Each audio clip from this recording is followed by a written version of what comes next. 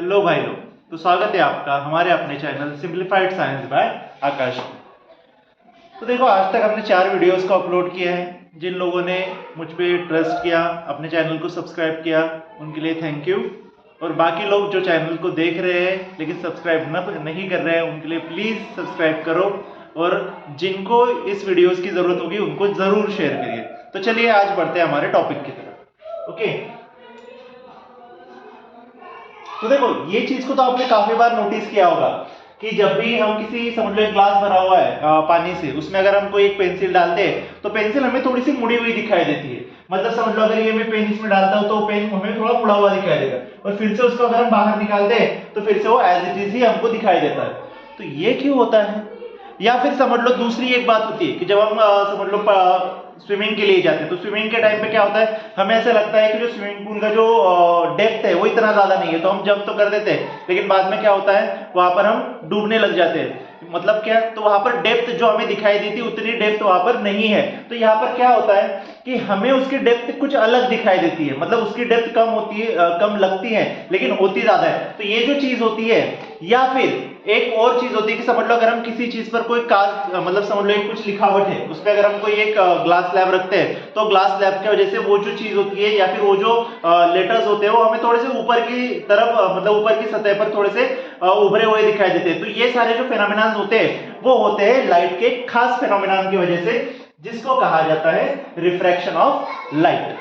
तो अभी देखते हैं ये रिफ्रैक्शन ऑफ लाइट एक्चुअल में होता क्या है। तो देखो, जब भी लाइट किसी एक मीडियम से दूसरे मीडियम में ट्रांसमिट होता है या फिर एंटर करता है, तो अपने पाथ को स्लाइटली चेंज करता है, और इसी फेनोमेनन को कहा जाता है रिफ्रैक्शन ऑफ लाइट। अब ये मीडियम क्या होता है, तो देखो, लाइट अलग अलग ट्रांसपेरेंट ट्रांसल्यूसेंट मीडियम से ट्रैवल करता है, जिनकी अलग अलग अपनी ऑप्टिकल डेंसिटीज होती है। डेंसिटीज मतलब मास पर यूनिट वॉल्यूम। ओके, तो ये अलग अलग डेंसिटीज के जो मीडियम्स होते हैं, तो उन मीडियम से जब लाइट ट्रैवल करता है तो वो अलग अलग स्पीड से ट्रैवल करता है, जिसके वजह से वो जो लाइट की स्पीड को कम ज्यादा करने का काम करता है, जिसके वजह से लाइट जो होता है वो अपने कंटिन्यूअस स्पीड में ना चलते हुए अलग अलग स्पीड से चलेगा, और जिस वजह से वो अपने ट्रैक से डेविएट होता है, और इसी चीज को कहा जाता है रिफ्रैक्शन ऑफ लाइट। तो जैसे मैंने अभी आपको बोला कि इसके पीछे रीजन क्या है, बराबर, कि जितना ज्यादा डेंस मटेरियल होगा उतना ज्यादा स्पीड का लाइट उसमें कम होने वाला है, और जितना रेयर मीडियम होगा उतना उसमें स्पीड का लाइट ज्यादा होगा। तो जैसे आपको पता है कि वैक्यूम जो होता है, वैक्यूम ये सबसे रेयर मीडियम होता है, बराबर, इसलिए साउंड की जो स्पीड होती है वो सबसे ज्यादा होती है वैक्यूम में, दैट मींस, और उसी के साथ साथ एयर में भी, क्योंकि एयर और वैक्यूम जो होता है वो काफी ज्यादा रिसेंबल करते हैं, इसलिए हम बोलते हैं कि जो लाइट का मैक्सिमम स्पीड होता है वो होता है एयर में। ओके, तो इस स्पीड ऑफ लाइट के वजह से ही वो अपने पाथ को चेंज करता है। अभी ऐसा क्यों होता है, तो देखो हम एक एग्जांपल से समझते हैं। जैसे समझ लो हम एक कंक्रीट के साइकिल पर, मतलब कंक्रीट के रास्ते पर साइकिल चलाते हुए जा रहे हैं, अचानक से हमारा बैलेंस गया और हम समझ लो साइड में पड़ी हुई जो रेत होती है उसमें हमारी साइकिल चली गई।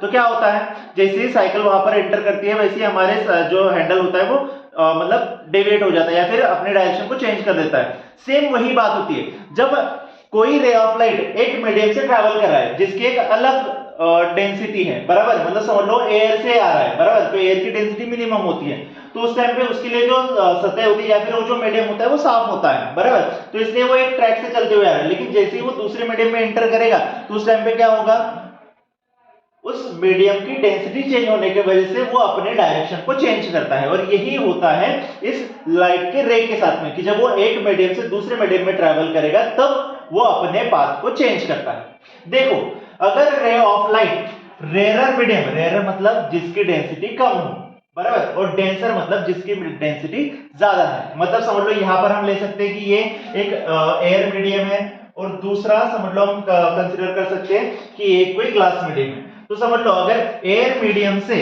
अगर ग्लास मीडियम में लाइट ट्रैवल कर रहा है तो हम बोलेंगे कि ray of light is transmitting from rare medium to denser medium. Okay, तो जब ray of light denser medium से रेयर मीडियम में एंटर करता है तो उस टाइम पे वो नॉर्मल की तरफ बेंड करता है। अब ये नॉर्मल क्या होती है, तो देखो हम क्या करते हैं, जिस पॉइंट पर जो इंसिडेंट रे होता है वो सरफेस से ही इस इंटरफेस पर जो स्ट्राइक करता है तो उस पॉइंट से एक नॉर्मल ड्रॉ करते हैं। नॉर्मल मतलब एक परपेंडिकुलर इमेजिनरी लाइन को ड्रॉ करते हैं, ये वाली जो आपको यहाँ पर डॉटेड दिखाई दे रही है। इसी लाइन को कहा जाता है नॉर्मल लाइन। ओके, तो जब रे ऑफ लाइट किसी रेयर मीडियम से डेंसर मीडियम के लिए ट्रैवल करता है, ट्रांसमिट होता है, तो वो नॉर्मल की तरफ बेंड होता है। मतलब उसका जो पाथ होगा, एक्चुअल में उसका पाथ कैसा होना चाहिए था, यहाँ पर ऐसे स्ट्रेट लाइन होना चाहिए था, लेकिन उसने क्या किया, अपने स्ट्रेट लाइन ना जाते हुए नॉर्मल की तरफ बेंड हुआ। वही अगर समझ लो हम इसके डायरेक्शन को चेंज करते हैं कि समझ लो ये अभी डेंसर मीडियम से रेयर मीडियम में जा रहा है, तो इस केस में वो क्या करेगा, वो जैसे वो डेंसर मीडियम से रेयर मीडियम में एंटर करेगा तो वो नॉर्मल से थोड़ा सा दूर बेंड करेगा। बराबर, मतलब अगर समझ लो ray of light denser medium से रेयर मीडियम में जा रहा है, तो यहाँ पर ये रहा इसका इंसिडेंट एंगल और ये रहा इसका रिफ्रैक्टेड एंगल, मतलब एंगल ऑफ रिफ्रैक्शन। तो ऐसे केस में जो एंगल ऑफ रिफ्रैक्शन होता है वो एंगल ऑफ इंसिडेंस से ज्यादा होता है। ओके, फिर से एक बार बोलता हूं, जब ray of light denser medium से रेयर मीडियम में ट्रांसमिट होता है तो एंगल ऑफ इंसिडेंस जो होता है वो एंगल ऑफ रिफ्रैक्शन से छोटा होता है। That means angle of refraction वो बड़ा होता है। ये बात को नोटिस करो, जब हम आगे कुछ न्यूमेरिकल्स को लेंगे तो उस टाइम पे आपको काम में आएगा। ओके, तो चलो आगे देखते हैं। Light travels with a different speed in a different mediums. Okay, तो ये जैसे हमने अभी थोड़ी देर पहले बात की कि लाइट जो होता है वो अलग अलग मीडियम्स में अलग अलग स्पीड से ट्रैवल करता है और उसी वजह से वो अपनी डायरेक्शन को चेंज करता है। मीडियम जितना ज्यादा डेंस होगा उतनी ही स्पीड ऑफ लाइट कम होगी। बराबर, हम बोल सकते हैं that speed of light is inversely proportional to the density of the material. यहां पर लिखते हैं हम फिर से एक बार। Okay, so that speed of light in a medium is inversely proportional to the density of medium। मतलब क्या, तो डेंसिटी बढ़ेगी तो स्पीड ऑफ लाइट घटेगी, डेंसिटी कम होगी तो स्पीड ऑफ लाइट बढ़ने वाली है। Okay, is it clear? दोनों साइड से मैंने सेम ही बोला, फिर से एक बार बोल देता हूँ कि स्पीड ऑफ लाइट अगर किसी मीडियम की अगर डेंसिटी ज्यादा होगी तो वो स्पीड ऑफ लाइट को ज्यादा अफेक्ट करेगी, अगर किसी की डेंसिटी कम होगी तो स्पीड ऑफ लाइट को कम अफेक्ट करेगी। इतनी बात समझ लो। मतलब अभी हम दो मटेरियल्स लेते हैं, समझ लो अलग अलग डेंसिटी वाले मटेरियल्स लेते हैं, जैसे कि पानी हो गया, फिर उसके बाद में ग्लास हो गया और डायमंड हो गया। तो जैसे हमें पता है कि डायमंड की जो डेंसिटी होती है वो सबसे ज्यादा होती है। बराबर, तो स्पीड ऑफ लाइट ये डायमंड में सबसे ज्यादा अफेक्ट होगी, मतलब सबसे ज्यादा वो कम होने वाली है। ओके, वही अगर हम वाटर की बात करें तो वाटर की डेंसिटी डायमंड की डेंसिटी से कम है। बराबर, तो अगर कोई रे ऑफ लाइट एयर से अगर समझ लो वाटर में एंटर करेगा तो वो इतना ज्यादा अफेक्ट नहीं करने वाला है। That is about that refraction. Okay, मतलब जितना ज्यादा डेंस मटेरियल उतनी ही ज्यादा वो स्पीड ऑफ लाइट को अफेक्ट करने वाला है। ओके, तो जैसे मैक्सिमम जो स्पीड होती है लाइट की वो वैक्यूम में होती है। वैक्यूम में होती है लेकिन कितनी होती है, तो देखो वैक्यूम में जो स्पीड ऑफ लाइट होती है वो होती है 3 into 10⁸ metre per second. Is it clear? Okay, तो चलो अभी देखो, जब भी रिफ्रैक्शन होता है तो वो कुछ लॉस के अकॉर्डिंग होता है। मतलब जब भी रिफ्रैक्शन होगा तो वो कुछ लॉस के अकॉर्डिंग ही होने वाला है, मतलब वो उन लॉस को हमेशा फॉलो करेगा। तो देखते हैं वो लॉस क्या क्या है। तो पहला जो लॉ आता है that is the incident ray, the refracted ray and the normal to the interface all lies in a same plane. Okay, मतलब क्या, सेम प्लेन में होते हैं, मतलब प्लेन पे बैठ के कहीं पर जा रहे हैं क्या, तो नहीं।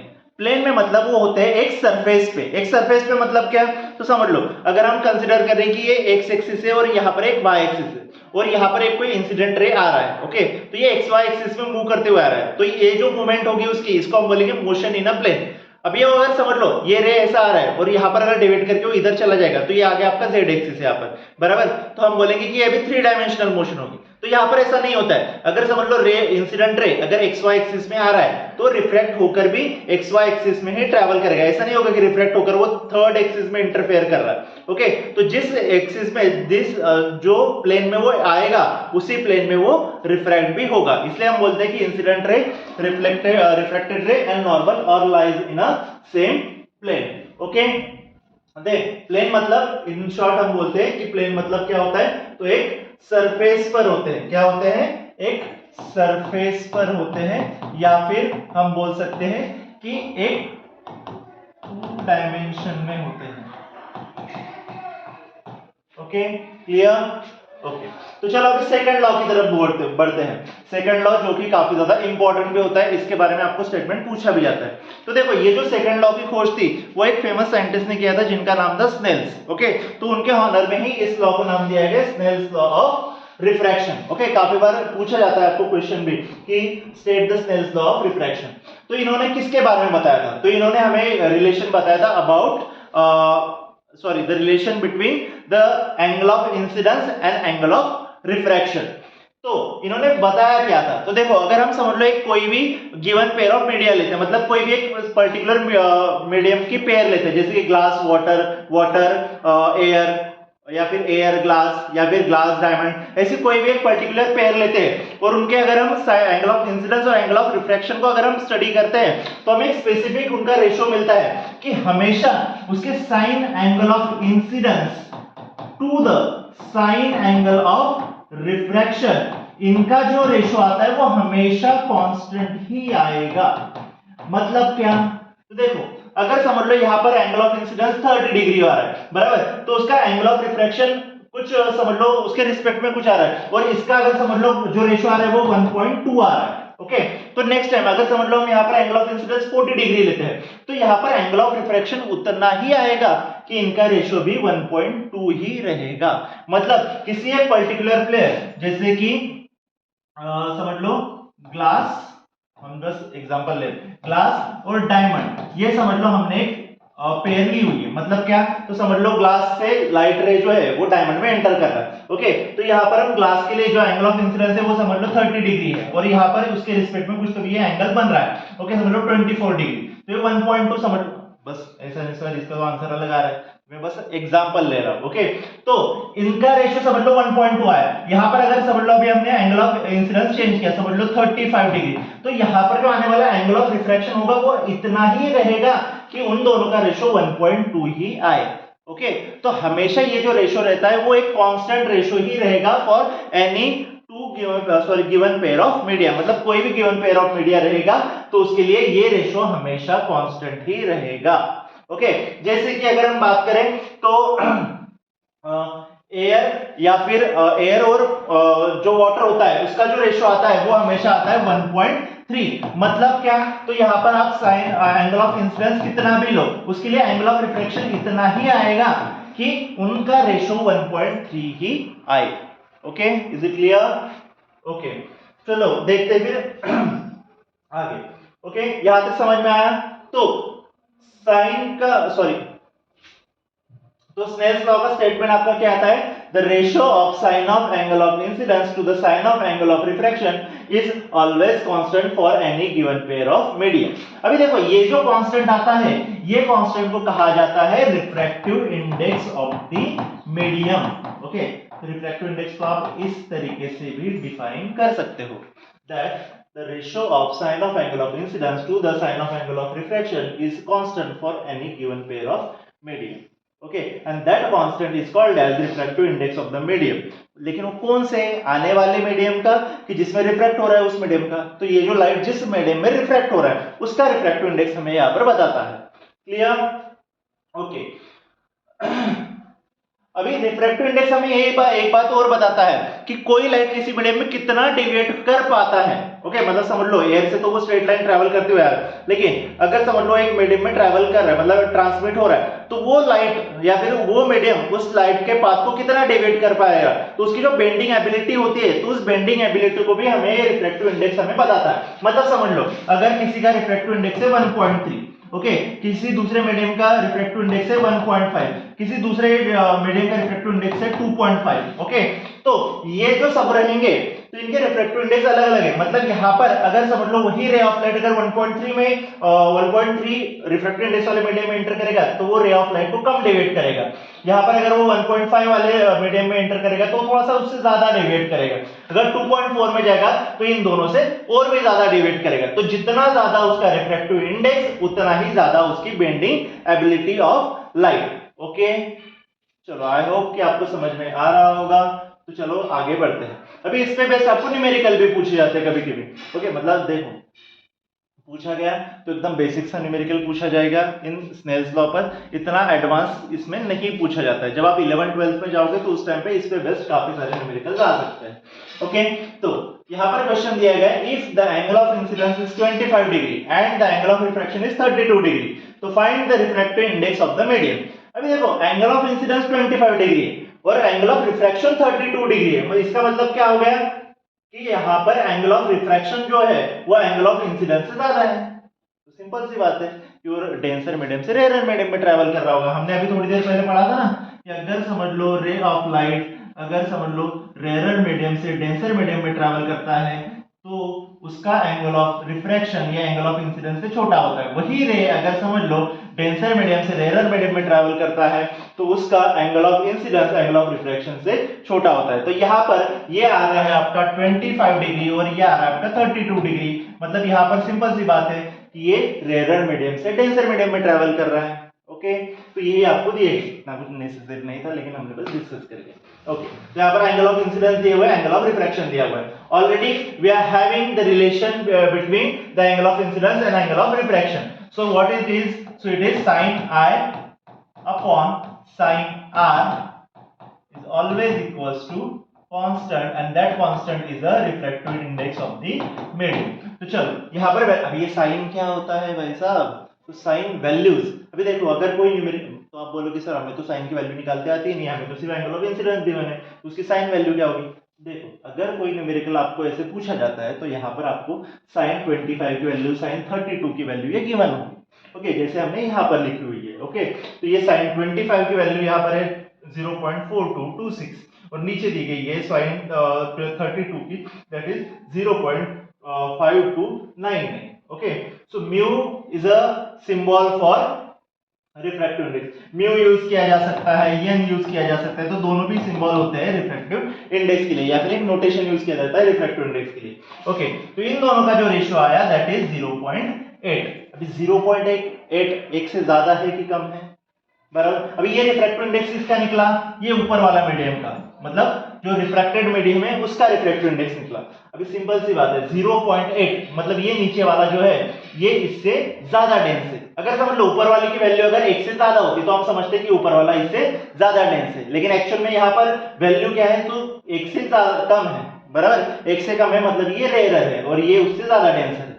ओके, समझ। अभी देखो जब भी हम दो मीडियम्स की तुलना करते हैं ना तो देखो पहले मीडियम से अगर दूसरे मीडियम में लाइट ट्रैवल कर रहा है, ओके, और रिफ्रैक्टिव इंडेक्स की वैल्यू अगर 1 से कम है तो समझ जाना कि वो रेयर मीडियम है, और अगर समझ मतलब पहले से वो रेयर मीडियम, और अगर समझ लो रिफ्रैक्टिव इंडेक्स की वैल्यू अगर 1 से ज्यादा है तो समझ जाना कि वो डेंसर मीडियम है। तो एक सिंपल सा नोटेशन होता है कि मीडियम डेंस होगा कि रेयर होगा, उसको फाइंड आउट करने का।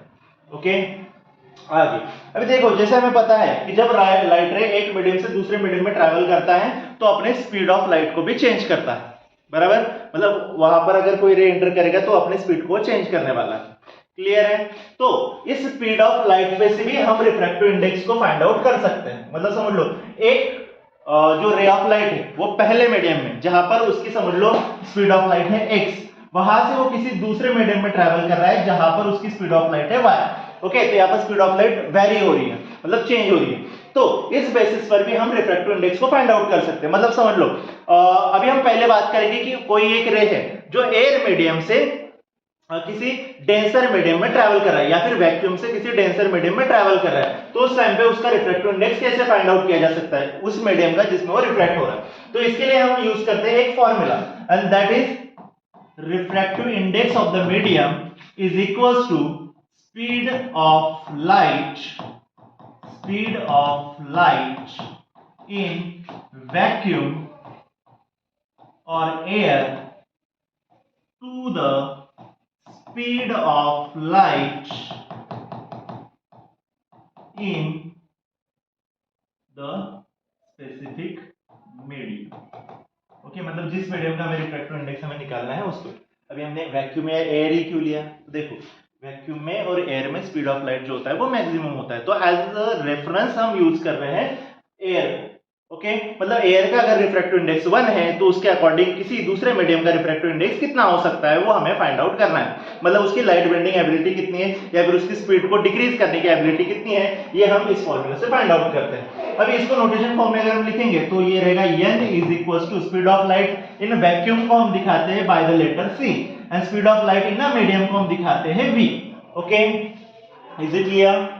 चलो अगर समझ लो ये रिफ्रैक्टिव इंडेक्स की वैल्यू अगर 1 से ज्यादा आई तो समझ लेना कि उसका रिफ्रैक्टिव इंडेक्स या फिर सॉरी वो जो मीडियम है वो एयर से रेयर है, मतलब सॉरी 1 से अगर ज्यादा आई तो वो डेंसर है और 1 से अगर कम आई तो समझ लेना कि वो रेयर है। अभी देखो सबसे रेयर जो चीज होती है वो वैक्यूम और एयर ही होती है। तो अगर आप समझ लो किसी भी चीज का अगर रिफ्रैक्टिव इंडेक्स फाइंड आउट कर रहे हो और वो भी एयर के कंपैरिजन में, तो आपकी आने वाली वैल्यू हमेशा 1 से ज्यादा ही आने वाली है, 1 से कम कभी ही नहीं आएगी। ओके कभी कभी क्वेश्चन में ऐसा ही पूछा जाता है कि find out the absolute refractive index.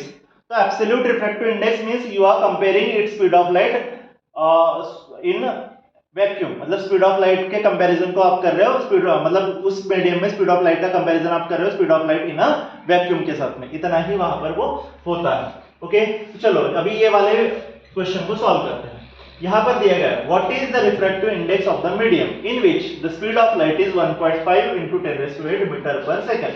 अब इसको फाइंड आउट करना है with the help of this formula. Okay अभी हमें रिफ्रैक्टिव इंडेक्स फाइंड आउट करना है, लेकिन यहाँ पर c की वैल्यू तो पता नहीं है, लेकिन हमने वो पहले ही डिस्कस की हुई कि c की वैल्यू क्या होती है, that is 3 into 10⁸ metre per second.